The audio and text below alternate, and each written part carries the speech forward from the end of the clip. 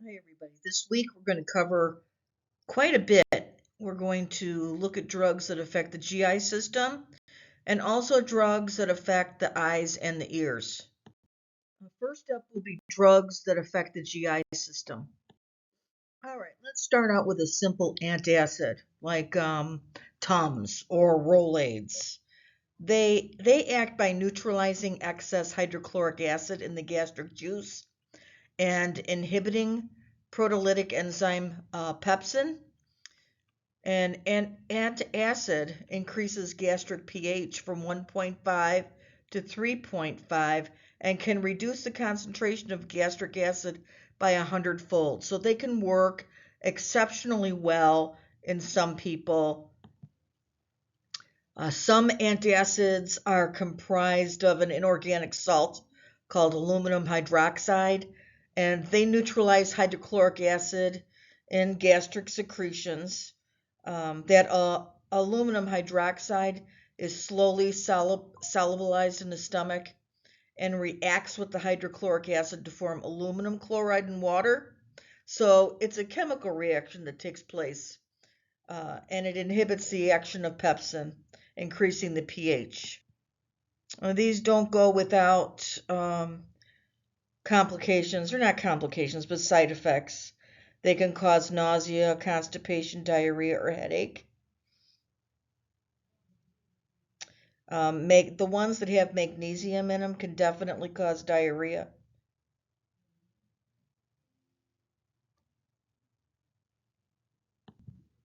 So let's look at some of the examples. Calcium carbonate is Alka-Seltzer and Tums. Magnesium hydroxide is milk of magnesia. Um,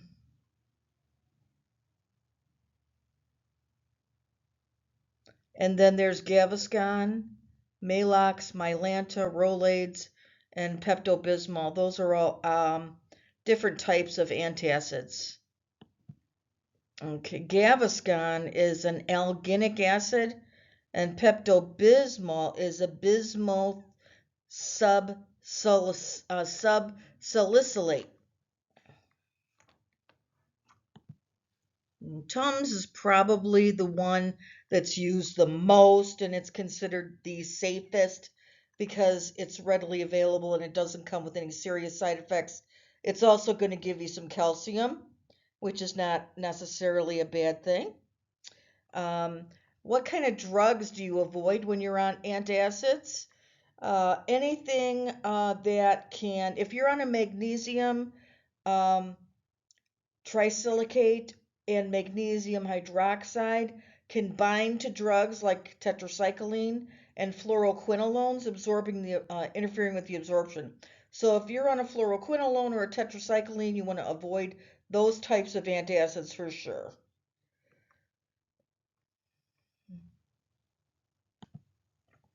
Some of the precautions you want to educate your patients regarding antacids.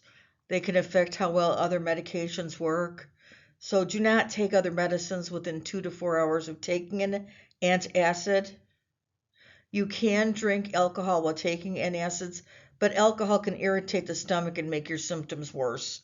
So avoiding alcohol, which is probably one of the things that caused you to have stomach issues in the first place.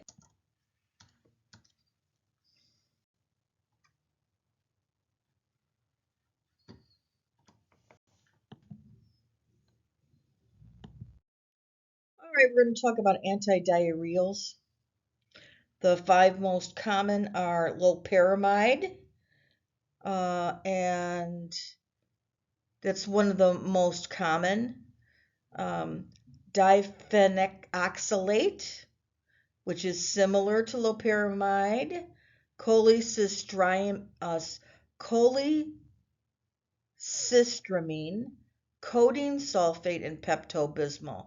So all of those are the most popular antidiarrheals.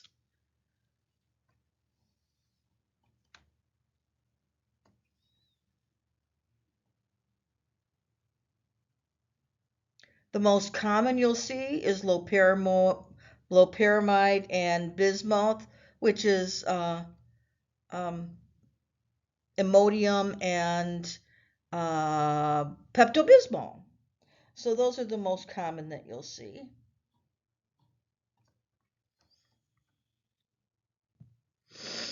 Okay, so there are three common mechanisms of action with antidiarrheal medications.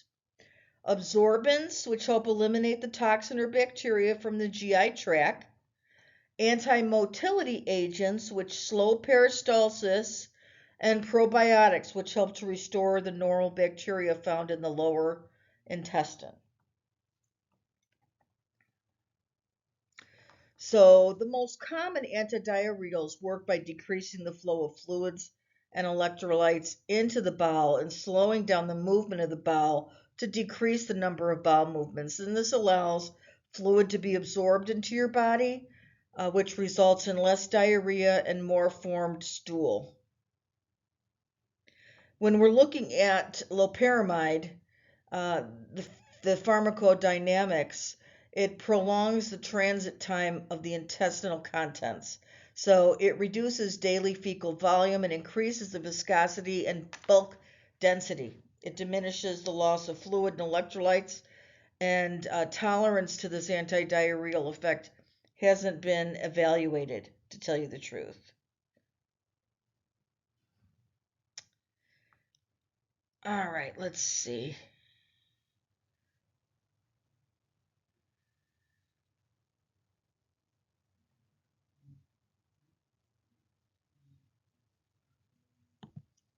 Okay, so issues with antidiarrheals, you don't want to use or abuse. They can cause serious harm, like a fast or irregular heartbeat or death. Don't increase your dose. Take it more often than or longer than directed. And you don't want to take loperamide with certain drugs. Okay. And antidiarrheals have been linked to a rare but severe condition called toxic megacolon in people with ulcerative colitis and Crohn's disease. So you don't want to use it with those two conditions. The medication should only be used in people with irritable bowel under the direction and supervision of a gastroenterologist. Medications that can interfere or with antidiarrheals are amiodarone, chlorpromazine, cimetidine, gemfibrozole, haloperidol, itraconazole, ketoconazole, and levomethadol. Okay, so a lot of antifungals in there. Imodium can cause heart rhythm problems. So if you begin to have any chest discomfort, fast or slow or irregular heartbeat, fainting or trouble breathing, you need to bring that to your doctor's attention right away. Imodium cannot be taken with clarithromycin, omeprazole, and antidepressants like fluoxetine and citalopram. It can interfere with tonic water, grapefruit or grapefruit juice, and it can increase the risk of side effects like heart rhythm problems. Hmm.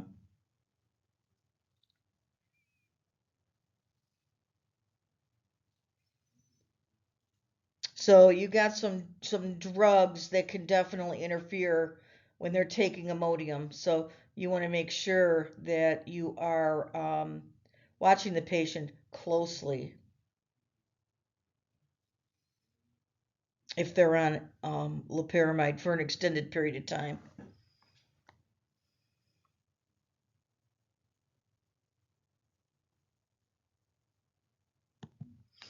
Antidiarrheals can be used when they have acute or chronic diarrhea, gas, upset stomach, heartburn, indigestion, nausea, gas, traveler's diarrhea.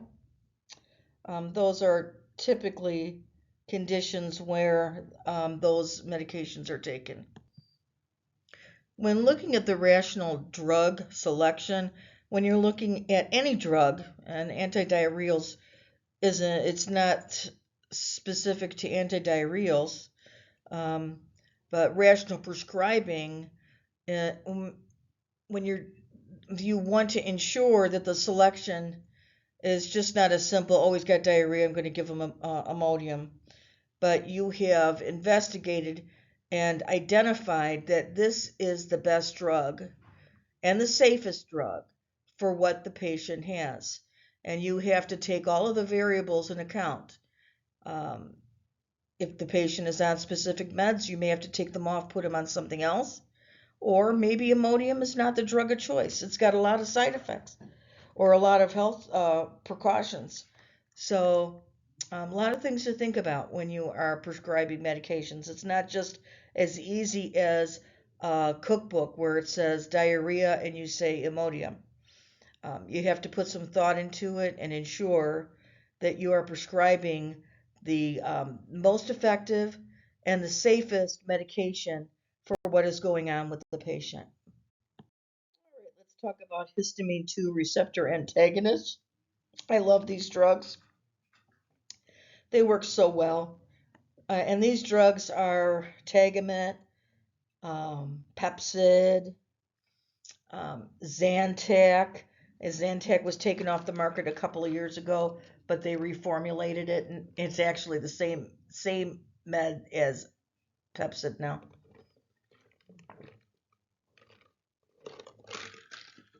Okay, how do they work? Well, I've talked about this before with histamine, with H1s, and H2 works the same way. It decreases gastric acid secretion by reversibly binding to the H2 receptors located on the gastric parietal cells. So, just like with histamine 1 binding with the H1 receptors, histamine 2 binds with the H2 receptors in the stomach, inhibits the ability of the endogenous ligand histamine. So it is a competitive antagonist. So it won't allow the histamine 2 receptors to complete the process of the development of histamine in the stomach. So it decreases that amount of stomach acid, and it works pretty well in some patients. Okay. They are not a PPI. PPIs are totally different, and I'm sure that we're going to be talking about that in a little bit. Just a little pearl that I'm going to add here is that if you have a patient having an allergic reaction and you're giving them an H1 blocker, I always add an H2 blocker in there too. So I send them home on Benadryl, steroids, and Pepcid, because that's going to bind with the H2, which can also cause reactions. Okay. Okay, when taking an H2 blocker, you shouldn't smoke at all, or at least not smoke after taking the last dose of the day. And drinking alcohol while taking an H2 receptor antagonist has been reported to increase blood glucose levels.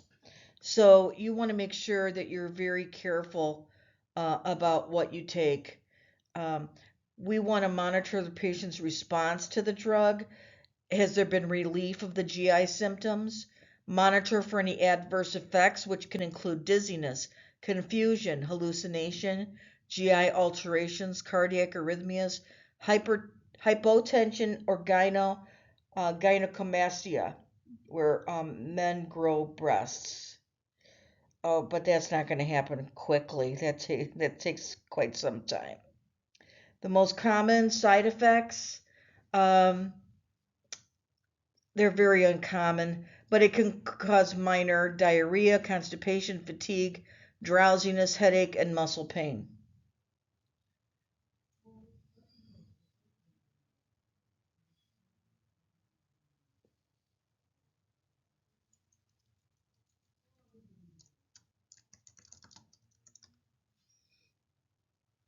So we're going to use this in the patient that has uncomplicated gastroesophageal reflux disease, gastric or duodenal ulcer, gastric hypersecretion, mild to infrequent heartburn or indigestion. So I would probably take duodenal ulcers and off the table there, but on very mild GI issues, we're going to use an H2 blocker, and see how it works. Maybe that's all they're going to need. They're going through a period where their stomach's kicking them, and maybe that's all they're going to need. But maybe we're going to need to up it to something else down the road.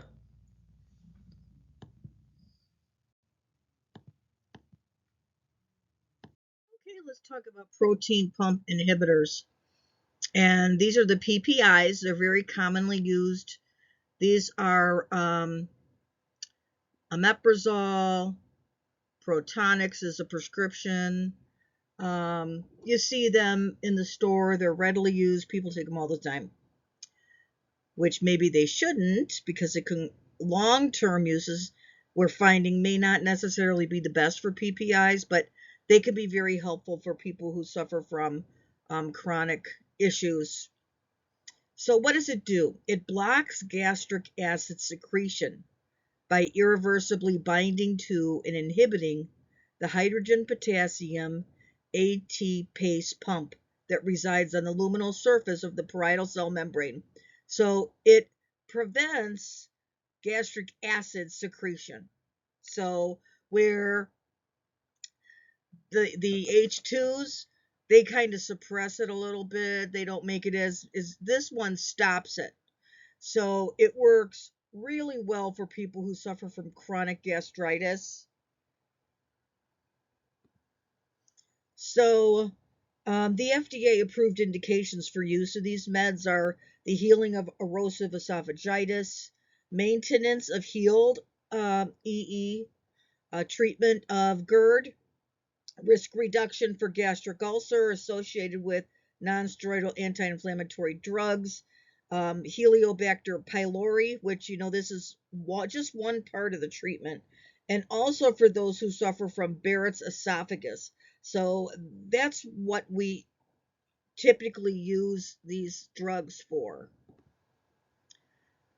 There really aren't a lot of drug interactions, but it can affect the levels and potencies of certain medications like Plavix, warfarin, and some seizure and HIV medicines. So those are things to consider when you are prescribing this for a patient. Okay, so the short-term use of these PPIs can cause headache, rash, dizziness, GI symptoms, nausea, abdominal pain, flatulence, constipation, and some diarrhea as well. Those are people who are taking it. In long-term patients, it can actually increase the risk of C. diff. So those who are at risk, maybe you want to consider using an H2 blocker instead of this one. It can also lead to enteric, respiratory, and urinary tract infections, and it can ultimately mediate gastric polyps and gastric cancers. So this is long-term use. So people who are long-term use PPIs need to be closely watched by their GI, have frequent endoscopies to ensure. And I read an article, and the article stated of the four main PPIs, and those are omeprazole, it's not econazole because that's let me look it up.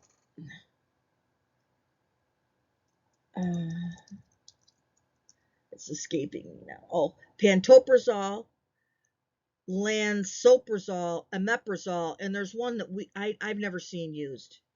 Maybe it's used in another country, so we're not going to talk about that one. Oh, it is used in this country. I've never heard it before.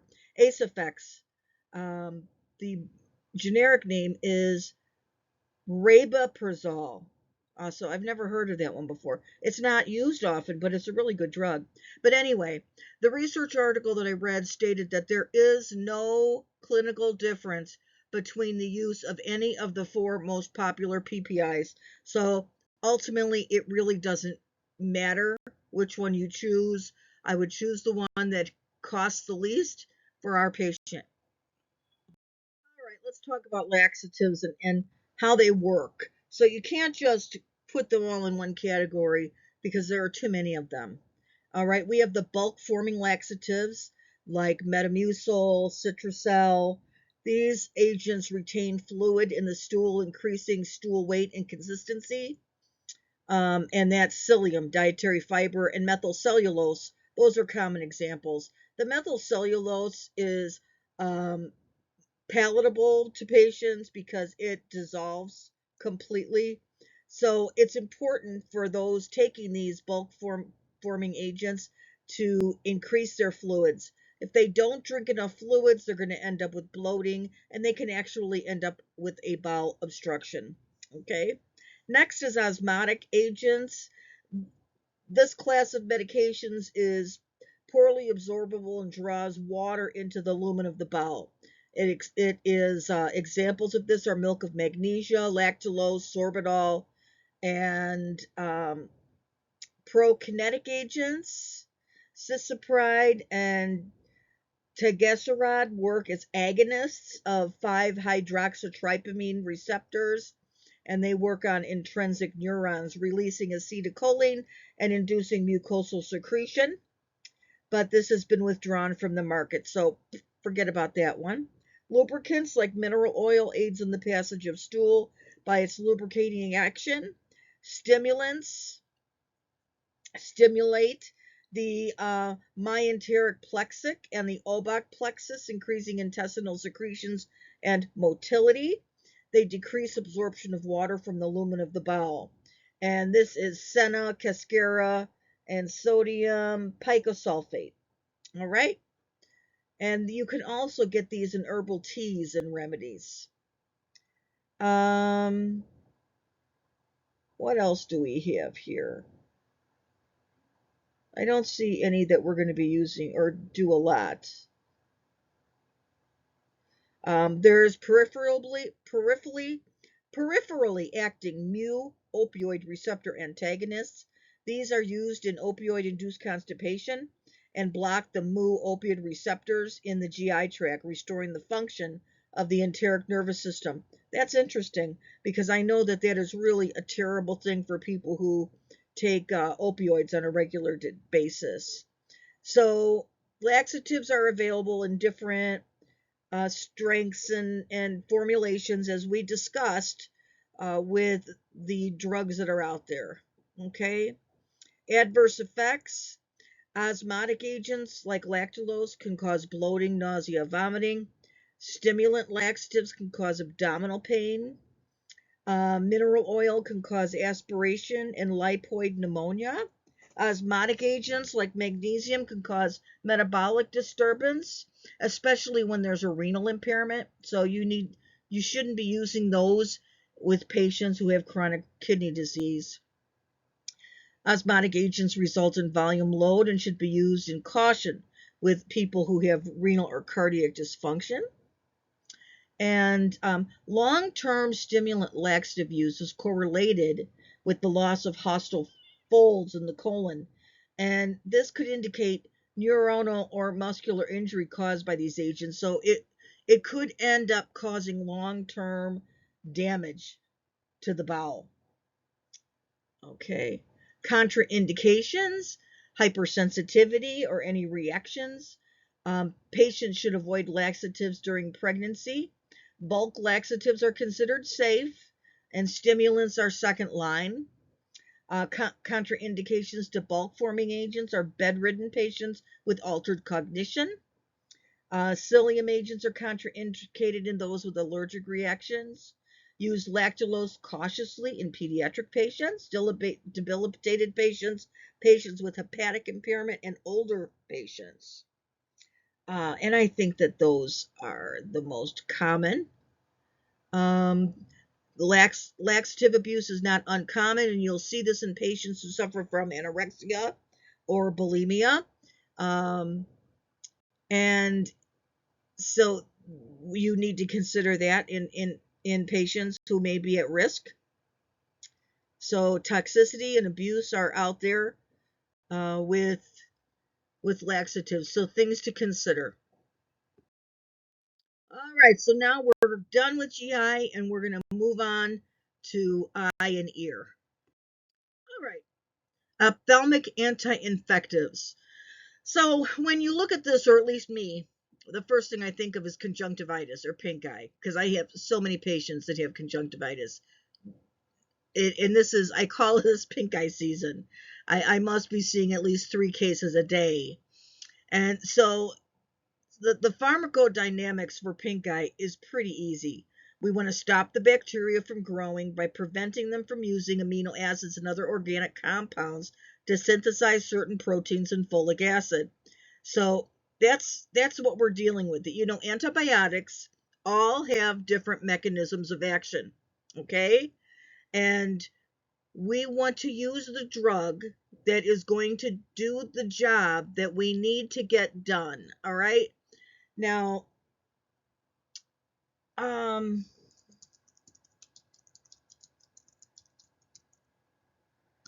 now let's think about pink eye itself, okay? Pink eye is usually most commonly caused by Staph aureus, strep pneumo, H. flu, or MCAT, okay? Those are the 4 most common bacteria that causes pink eye. So I need to ensure that I'm using an antibiotic that is going to cover all of those things, right? Unless I'm worried about the patient having chlamydia or gonorrhea in the eye, which happens, then it's a totally different story, all right? The most common bacteria to cause pink eye is staph, and then strep is next, H. flu after that. And sometimes people think, oh, it's always going to be E. coli because the little kids are not washing their hands. And that's not always the case. It can be. In pink eye, I want you to remember that there are 3 types of conjunctivitis: bacterial, which we're speaking of today, viral, and allergic. Okay? 3 different types of pink eye, 3 different types of presentation. Bacterial conjunctivitis typically presents in one eye. It can present in both, but typically one eye. The eye is pink conjunctiva. They have purulent drainage. You can see crusting at the lashes. They woke up in the morning and their eye was stuck shut. Those are the cardinal signs of bacterial conjunctivitis. Viral conjunctivitis, the person has a cold. So they've got a runny nose and congestion. They have maybe some pink conjunctiva. They might have some drainage, but it's not purulent. It's not crusting. Just a little bit of eye drainage. That's virus. Okay, and then there is allergic. Allergic conjunctivitis is very different from the other ones.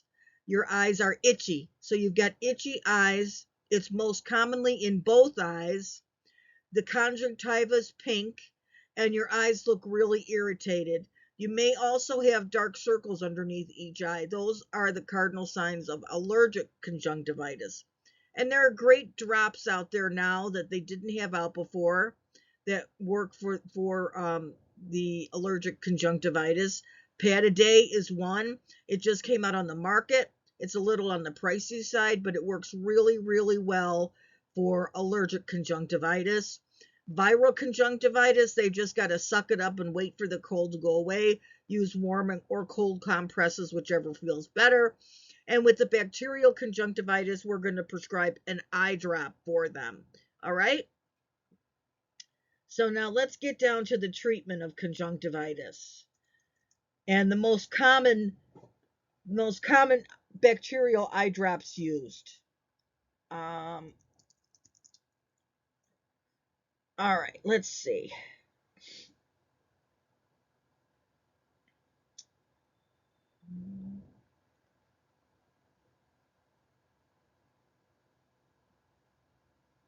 All right, so well, bacterial conjunctivitis is treated most commonly by either um, ofloxacin, tobramycin, azithromycin drops. Those are the most commonly used antibiotic drops for bacterial conjunctivitis. I will also use a drop called Polytrim. Polytrim is a combination drug. It has polymycin, sulfa, and oh, what's the third one? I can't remember. Ah. Hmm.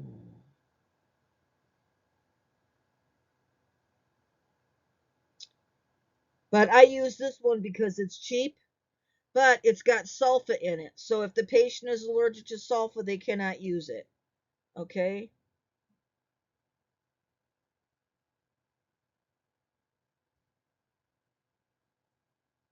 All right. Ofloxacin, that's a fluoroquinolone. It doesn't have the systemic uh, issues that would see if someone is taking it orally, so we don't have to worry about tendon issues. This is my go-to. I use ofloxacin more often than any of the other ones, and it works really well. Um, some of the questions that you want to ask a patient who's coming in with conjunctivitis is if they have been around anyone with similar symptoms, are they having any visual changes, and do they wear contacts? Contacts is a big deal because patients who wear contacts are at risk of developing a condition um, called iritis. Okay, and iritis is an inflammation of the iris, and it can be really dangerous. And it can happen in patients who have pink eye. And the most common treatment for this is a treatment of an antibiotic drop that has a steroid in it. Okay, but that's something that should be prescribed by an ophthalmologist. So if I have the suspicion that my patient has iritis, then I send them to an ophthalmologist and they must be seen right away. It's not something they can say, oh, I'm going to go see them tomorrow. No. Some of the education, I tell parents when they go home to wash all commonly used items in the house: doorknobs, toilet handles, refrigerator handles, keyboards, mouse, computer games, all of that stuff. Wipe it down with an antibacterial wipe. Change the pillowcase. No towel sharing for 48 hours. Pink eye can be infectious for up to 36 to 48 hours. All right, I think that's enough on pink eye. All right, let's talk about anti-glaucoma agents.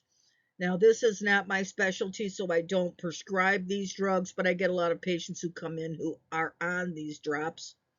And the purpose of these drops is to reduce the production of aqueous humor from the ciliary body, increase evacuation of the aqueous humor through the trabecular meshwork and through the uvascleral way. Um, so we want to reduce the pressure by a vasoconstrictive action. So reducing the pressure is what we want to do. And there are 4 types of anti-glaucoma drugs, and they are beta blockers, adrenergics, miotics, and systemic carbonic anhydrase inhibitors.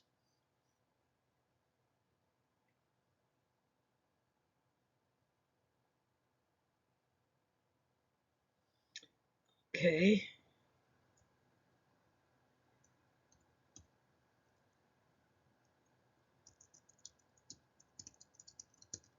All right, let's see. All right. So if a patient has closed angle glaucoma, there are certain meds you need to avoid. Not specifically because of the eye drops that they're using, but specifically because of the condition they have. Antihistamines and decongestants, asthma medications, motion sickness drugs, and some medicines like tricyclic antidepressants.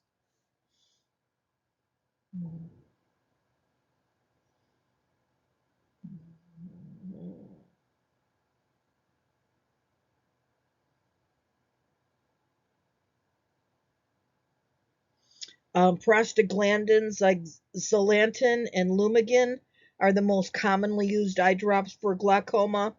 They're the most effective, and the most common side effects are eye irritation, eye inflammation, and eye swelling.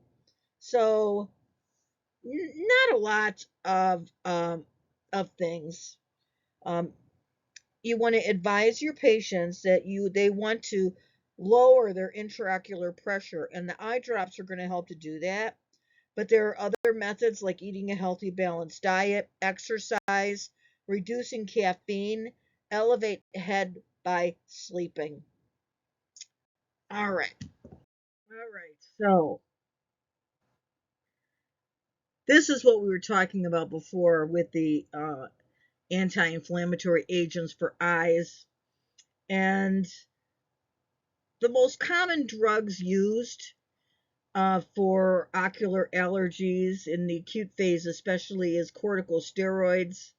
But I mean, I really don't want to give the patient steroids if I don't have to. They have such a, if you're using them over and over again, they can really cause some long term damage. Antihistamines like Pataday. Pataday is an eye drop used. There is another thing too called a mast cell stabilizer. Um, Now these need to be used for a few weeks for them to be totally effective, but they're pretty effective, especially when used in combination with an antihistamine. So, these drugs provide immediate relief against released histamine and prevent future degranulation of mast cells. And olopatadine, that's patidine, rapid onset, duration of action 8 hours, 1 to 2 drops twice a day. Um, so that's really good to see. And you use this for ocular burning, stinging, dry eye, foreign body sensation, hyperemia, keratitis, eyelid edema, pruritus, asthenia, cold syndrome. So you can use that if you've got a cold, pharyngitis, rhinitis, sinusitis. Well, that's good to know. I didn't think of that. I learned something today as well. Look at that.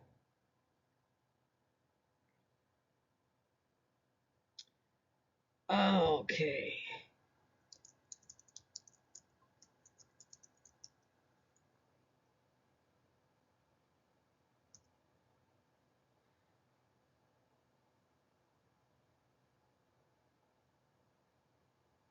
All right, let's see. So,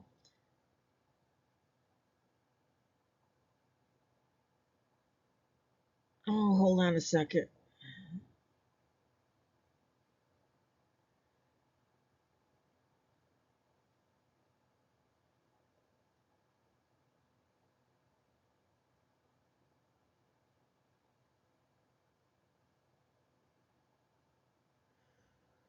All right, I think that we're good here. Let's see what's next. All right, let's talk about otic anti-infectives. So we're typically talking in this instance about swimmer's ear or otitis externa. We could be talking about otitis media as well. So let's talk a little bit about both of them, okay? So let's talk about otitis externa. Otitis externa, its nickname is swimmer's ear, all right? And it occurs by having moisture in the ear canal.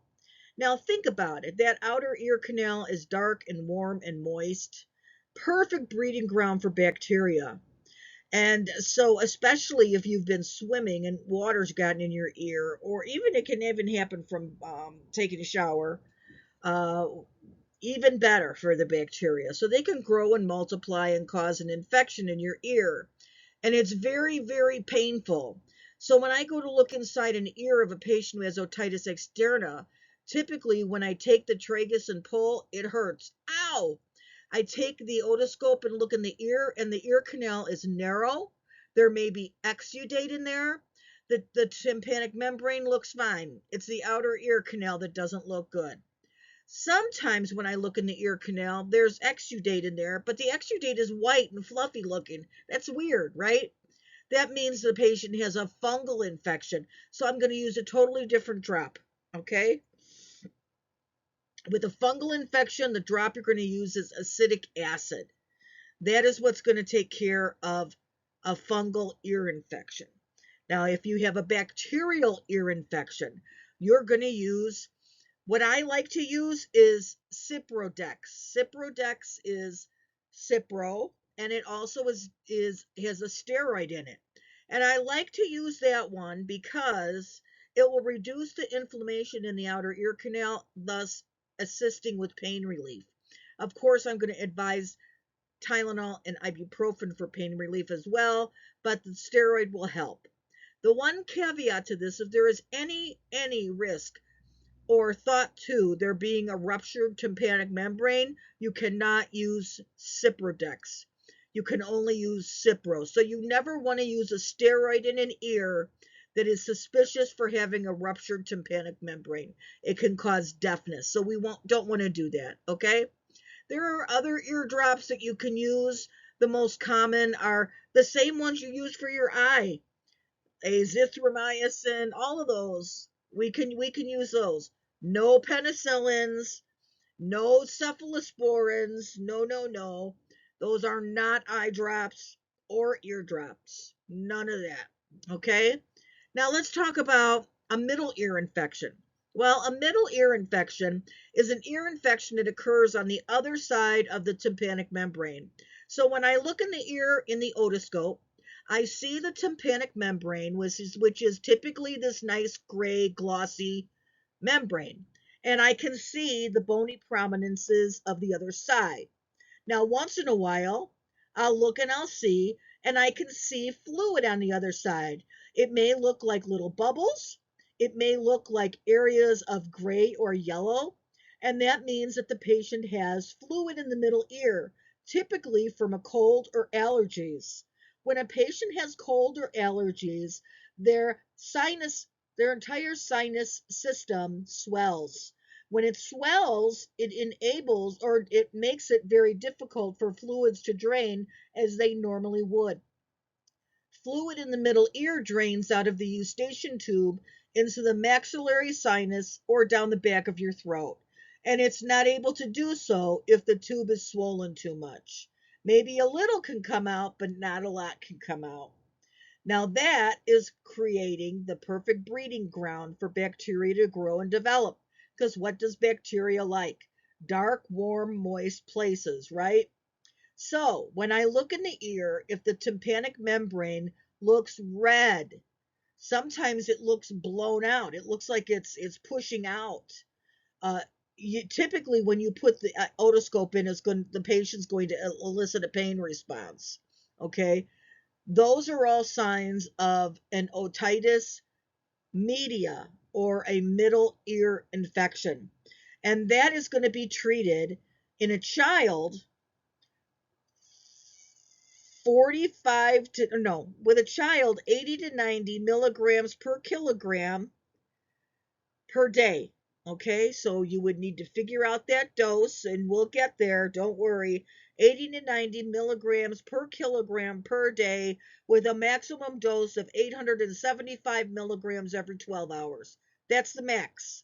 So if the patient, when you figure out the dose, if the dose comes out to be 1200, you are just going to reduce it and dose them at 875 because that's their max.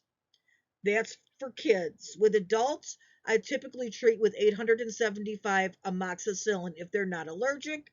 If they are allergic, then we will use azithromycin or a Z-Pak, and that should work nicely as well. All right? So, explain to the patient what what the dynamics are, what are going on. I always explain to my patients the etiology of the condition that they have, what got them sick. So I tell them all the story about the sinuses. I tell them that your sinuses are like an elaborate plumbing network. And if you get a plug in one of your drains over a period of time, all of your drains are going to plug up. And that's why you have an ear infection, or that's why you have this or that. So try to find ways to explain things to patients in a manner that they will understand. Okay? So I hope that you found this helpful. If you have any questions or comments, please reach out and let me know. Thank you.